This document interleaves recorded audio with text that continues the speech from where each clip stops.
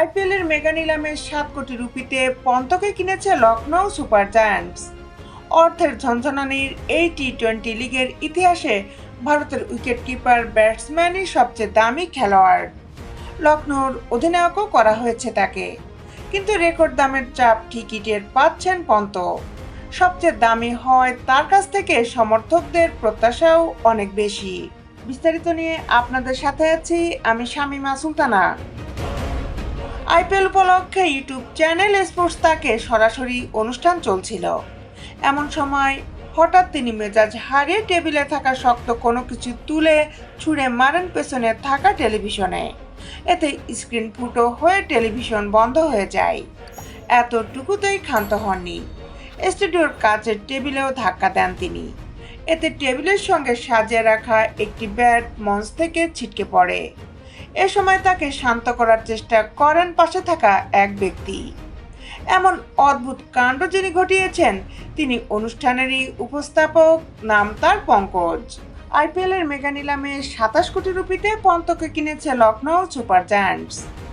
অর্থের ঝনঝনানির এই টি-20 লিগের ইতিহাসে ভারতের উইকেটকিপার ব্যাটসম্যানই সবচেয়ে দামি খেলোয়াড়।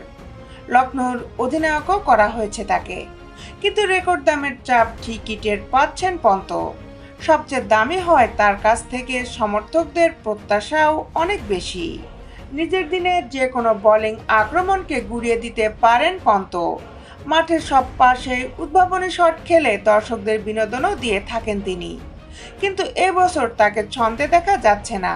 গত সোমবার দিল্লি ক্যাপিটালসের বিপক্ষে লখনৌ জার্সিতে নিজের অভিষেক ম্যাচে 0 রানে আউট হন পন্ত। গতরাতে সানরাইজার্স হায়দরাবাদের বিপক্ষে লখনৌ অনায়াসে জিতলেও ব্যাট হাতে আবারও হতাশ করেন পন্ত। হার্ষাল প্যাটেলের বলে উইকেট ছুড়ে আসার আগে করতে পারেন 15 বলে 15 রান, অথচ কাল তিনি ব্যাটিংয়ে নামার আগে লখনৌর জয়ের ভিত গড়ে দিয়ে যান নিকোলাস পুরান। 8 উইকেট হাতে নিয়ে 68 বলে দরকার ছিল 71 রান। টেলিভিশনের শক্ত বস্তুটা ছুঁড়ে মারার আগে পন্তকে উদ্দেশ্য করে পঙ্কজ বলতে থাকেন, আরে ভাই, তুমি আরো কতবার সুযোগ পেতে চাও?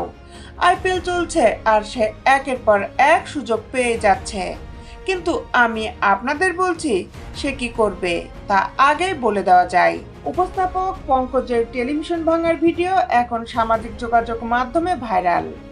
এক নেটিজেন তার আচরণকে জঘন্য বলেছেন। অবশ্য পন্তের ব্যাটিং দেখে কারো চটে যাওয়ার ঘটনা এটাই প্রথম নয়। গত ডিসেম্বরে অস্ট্রেলিয়ার বিপক্ষে বক্সিং ডে টেস্টে বাজে শট খেলে আউট হওয়ার পর মেজাজ হারান সুনীল গাভাস্কার।